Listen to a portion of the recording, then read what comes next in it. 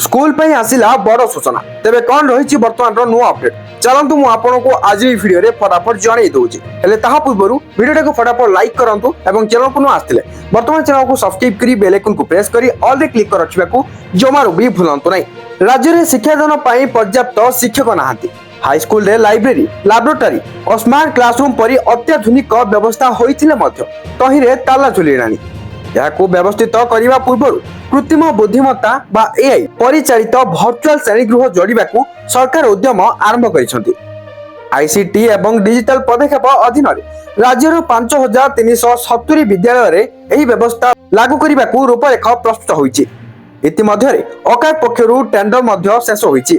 मात्र राज्यर नियंत्रित भित्तिभूमि मध्य शताधिक कोटी टंका खर्च करी डिजिटल और एआई परिचालित वर्चुअल श्रेणीगृह किपरि सफल हेबो बोली अभिभावक माने प्रश्न करिसेंती। एही प्रकल्प अधीन 4टी मुख्य स्टूडियो सह 8टी जोनल स्तरीय स्टूडियो रहिबो। फाइबर और सैटेलाइट इंटरनेट संयोग माध्यम विद्यालय रे छात्र छात्री को शिक्षादान कराजिबो।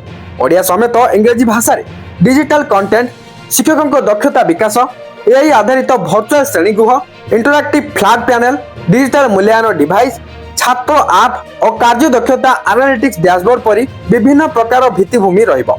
जो संस्था एହାର दायित्व नेब तार परिचालना और रक्षणाबेक्षण दायित्व मध्य आसंता 5 वर्ष पई नेब बोली टेंडर रे कहा जायछि। ग्रामांचल विद्यालय गुडी करे एने आवश्यक भित्तिभूमि सह इंटरनेट उपलब्ध कराजिबो। ब्रॉडकास्टिंग स्टूडियो एआई परिचालना वर्चुअल क्लासरूम सह डिजिटल मूल्यांकन षष्ठ रु द्वादश श्रेणी पर्यंत पिलांक पई ओडिया और इंग्रजी माध्यम डिजिटल कंटेंट आदि प्रस्तुत करने को गणशिक्षा विभाग लक्ष्य रखिछि। सरकार को यह पदक्षेप संपर्क में उत्कल अभिभावक संघ सभापति कृष्णचंद्र पति कहिसेंति जे राज्यर नियंत्रित शैक्षिक भित्तिभूमि मध्य 1000 रु अधिक कोटी टंका विनियोग करी एआई आधारित शिक्षा योजना आश्चर्य करुछि। राज्य में नूतन सरकार आसिबा परे वर्षे हला गदावैश मिश्र आदर्श विद्यालय केवल घोषणा रे चली केउठी मध्य भित्तिभूमि विकास होई पारुनी। या सत्वे एही योजना एक बाहास्फोट बोली कहवा सह कौनसी एक कंपनी को अहेतुक अनुकंपा देखाइबाकू ए प्रकल्प नक्शा प्रस्तुत करा जायथिबा से आशंका व्यक्त करिसेंती। सेहिपरि ओडिशा अभिभावक महासंघ कार्यकारी सभापति प्रसन्न विषय कहिसेंती जे विद्यालय रे सरकार शिक्षक नियुक्ति करि पारु नाहंती बजेट अनुसार खर्च मध्य करि पारु नाहंती।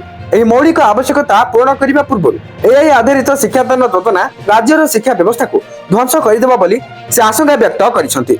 तो जहाँ खबर कागज में प्रकाश होता मुझे आपको जन सारी तो ये जहाँ सूचना रही खबर रही नहीं आपंकर मतामत कौन रोचे निहाती भाव में कमेंट सेक्शन में जनईदेवे। तो वीडियो किसी इनफॉर्मेटिव था लाइक करेंगे शेयर करेंगे और आगू जहाँ भी किसी अपडेट आसो जानापी चाहते बर्तमान चैनल को सब्सक्राइब करने बेल आइकन को प्रेस कर ऑल रे क्लिक कर रखिने फेसबुक रे देखुए तो फॉलो करने को जमार भी भूलिबेनी। Thank you for watching.